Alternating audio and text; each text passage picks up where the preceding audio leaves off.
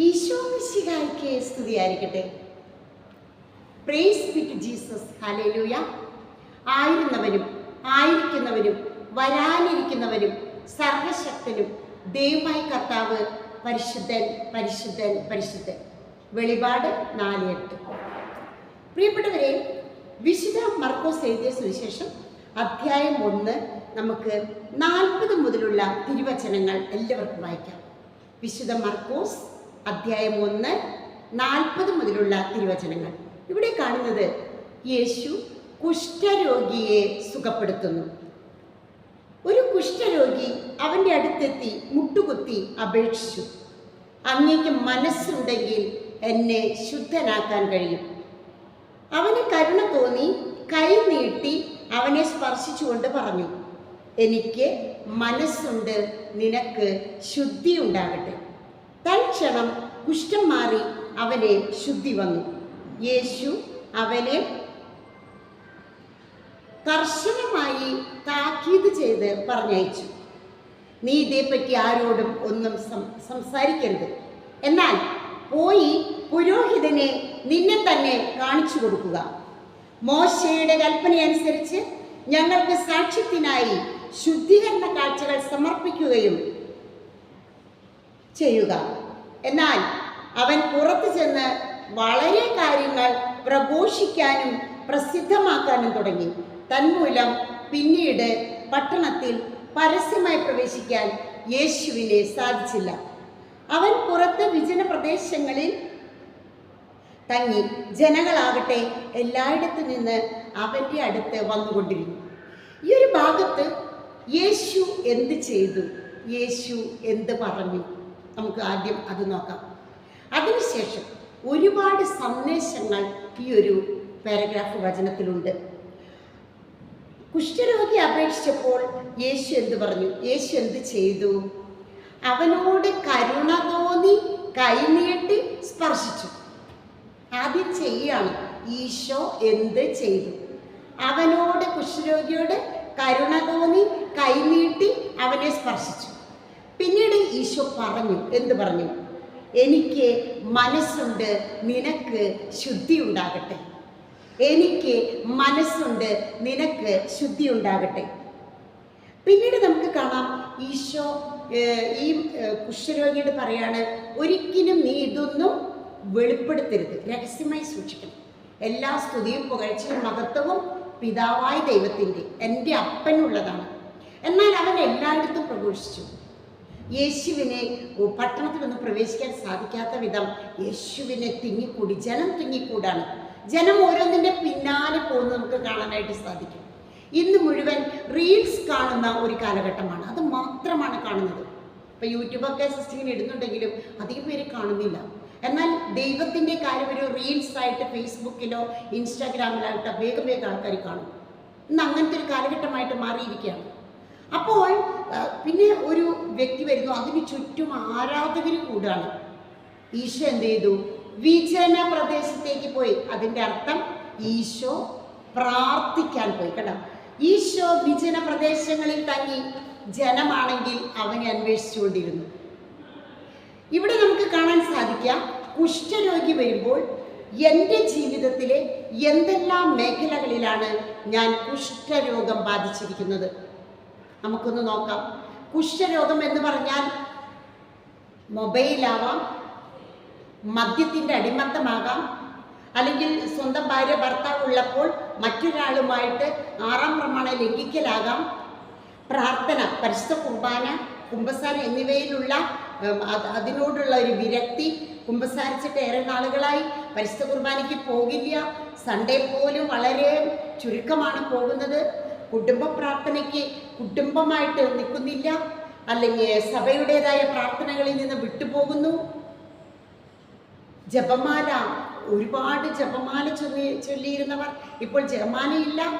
അങ്ങനെ ഓരോന്നിൽ നിന്നും വിടുതൽ, നമ്മൾ ഓരോന്നിൽ നിന്നും മാറി അകന്ന് പോയി അതൊക്കെ കുഷ്ഠരോഗമായിട്ടുണ്ടാകും.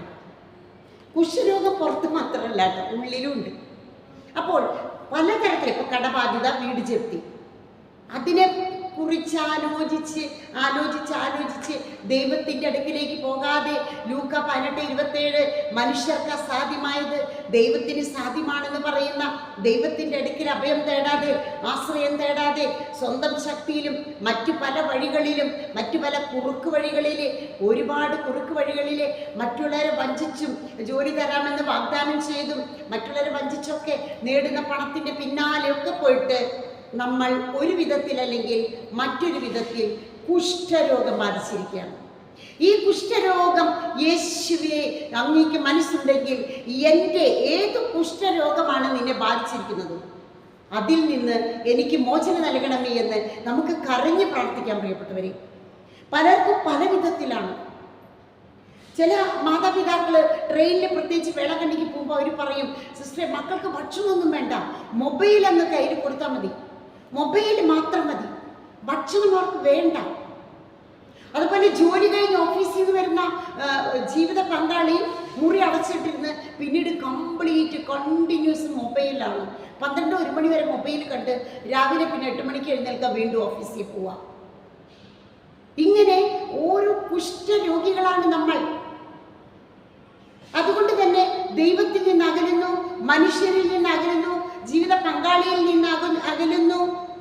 ഒരു പ്രാർത്ഥനാ കൂട്ടായ്മയിലുണ്ടെങ്കിൽ ആ പ്രാർത്ഥനാ കൂട്ടായ്മയിൽ നിന്ന് അകന്നു പോകുന്നു.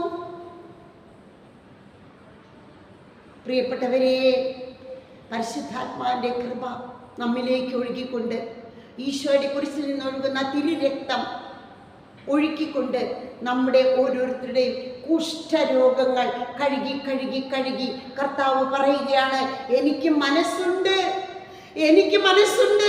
നിനക്ക് ശുദ്ധി ഉണ്ടാകട്ടെ. ശുദ്ധി ഉണ്ടാകലാണ് പ്രിയപ്പെട്ടവരെ ഏറ്റവും വലുത്. ശുദ്ധി. തൽക്ഷണം കുഷ്ഠം മാറി അവനെ ശുദ്ധി വന്നു.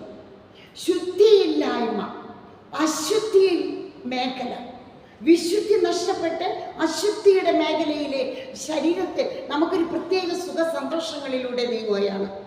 അതാണ് ശരിയെന്ന് തോന്നുകയാണ്.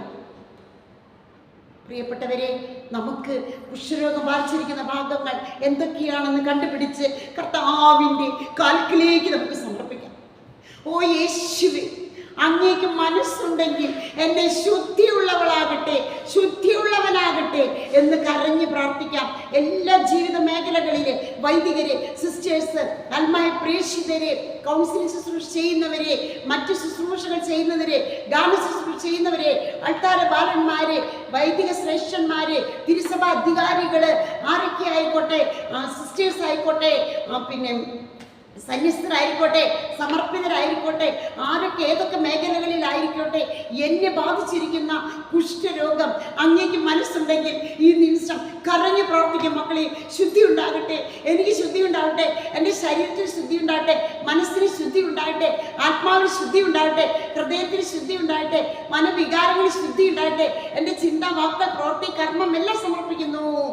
യേശുവേ, അങ്ങേക്ക് മനസ്സുണ്ടെങ്കിൽ എന്നെ ശുദ്ധി.